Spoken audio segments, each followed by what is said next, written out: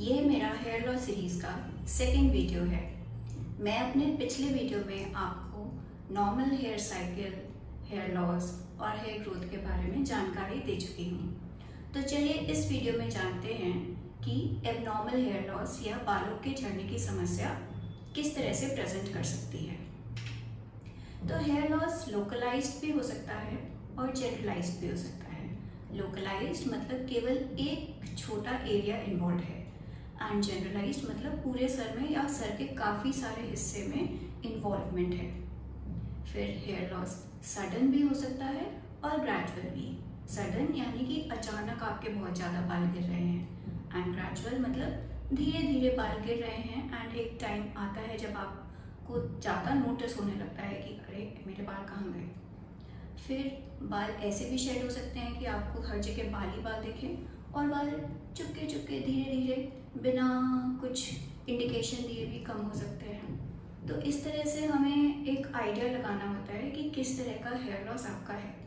तो चलिए पहले बात करते हैं लोकलाइज्ड हेयर लॉस के कॉमन कॉजेज़ के बारे में। लोकलाइज्ड हेयर लॉस का सबसे कॉमन कॉज है एलोपेशिया एरियाटा। इसमें बिल्कुल सिक्के जैसे पैचेस आपके सर में बन जाते हैं जहाँ पे बाल बिल्कुल गायब हो जाते हैं। किसी किसी में ये डिफ्यूज पैटर्न में भी आ सकता है। ये सर के अलावा आपके आईब्रोज में, बियर्ड, मुस्टैच इस तरह के एरियाज में भी खाली पैचेस बना सकता है। फिर जो दूसरा कॉमन कॉज है लोकलाइज्ड हेयर लॉस का वह है फंगल इन्फेक्शन। वो उसको हम टीनिया कैपिटिस कहते हैं। टीनिया कैपिटिस केवल बच्चों में ही होता है एंड इसमें सर में बाल कम भी हो जाते हैं जहाँ पे ये अफेक्ट कर रहा है और उसके अलावा वहाँ की जो स्किन है वहाँ पे कई बार छोटे छोटे दाने या फिर वहाँ पे कोई छिलका या टूटे टूटे बाल नज़र आ सकते हैं। फिर उसके अलावा कुछ फिजिकल कॉजेज़ भी होते हैं लोकलाइज्ड हेयर लॉस के, मतलब कुछ ना कुछ बाहरी कारण है। तो बाहरी कारण में कॉमन कॉज है ट्रैक्शन एलोपेशिया। जिन लोगों को बहुत टाइट बाल बांधने की आदत होती है या फिर जैसे हमारे रिलीजन के कारण जैसे सिख ब्रदर्स हैं जो बहुत टाइट टर्बन बांधते हैं, तो उनके बालों में खिंचाव के कारण जहाँ पे सबसे ज़्यादा खिंचाव पड़ रहा है वहाँ से बाल कम हो जाते हैं। ट्रिकोटिलोमेनिया एक अलग कॉज है जिसके कारण भी लोकलाइज्ड हेयर लॉस हो सकता है।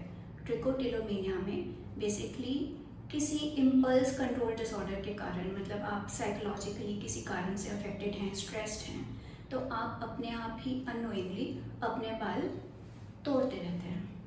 तो ये हैं common causes localized hair loss के एंड ये सारे लोकलाइज्ड नॉन स्कारिंग एलोपेशिया के कॉजेज़ हैं। एक स्कारिंग एलोपेशिया भी होता है। स्कारिंग एलोपेशिया में आपकी जो स्किन है वो भी बालों के साथ अफेक्ट हो रही है।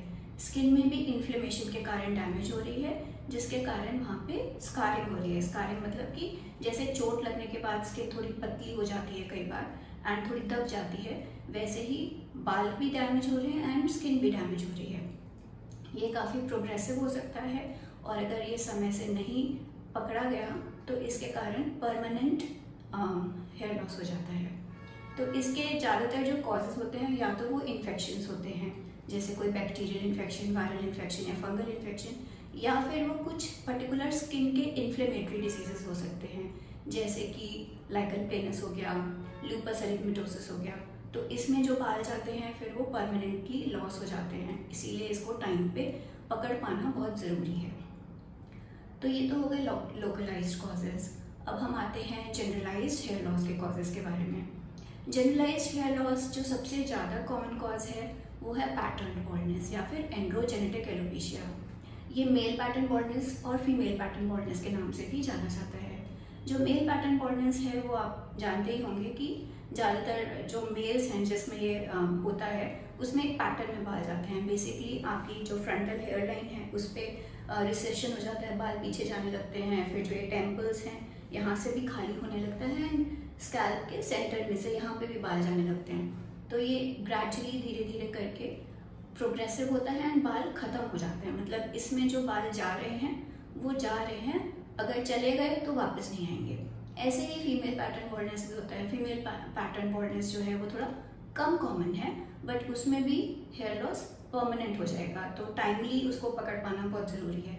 फीमेल पैटर्न बॉल्डनेस में अक्सर हेयर लाइन इन्वॉल्व नहीं होगी बट जो ये सेंटर वाला पार्ट है यहाँ पे मेजर थिनिंग होने लगती है। कुछ लोगों में स्लोली प्रोग्रेसिव होता है, कुछ लोगों में काफ़ी जल्दी जल्दी प्रोग्रेस हो जाता है। एंड इसमें कहीं ना कहीं हॉर्मोन्स का रोल है और जेनेटिक्स का भी रोल है, इसीलिए इनको एंड्रोजेनेटिक एलोपेशिया भी कहते हैं।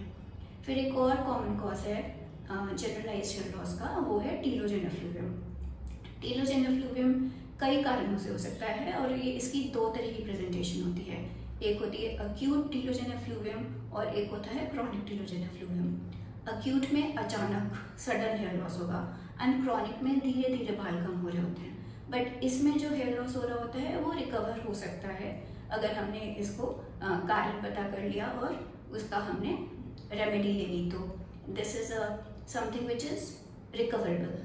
तो इसीलिए इतने सारे कॉजेज हैं हेयर लॉस के, और एज अ पेशेंट आप खुद नहीं समझ पाएंगे शायद कि आपको किस तरह से हेयर लॉस हो रहा है।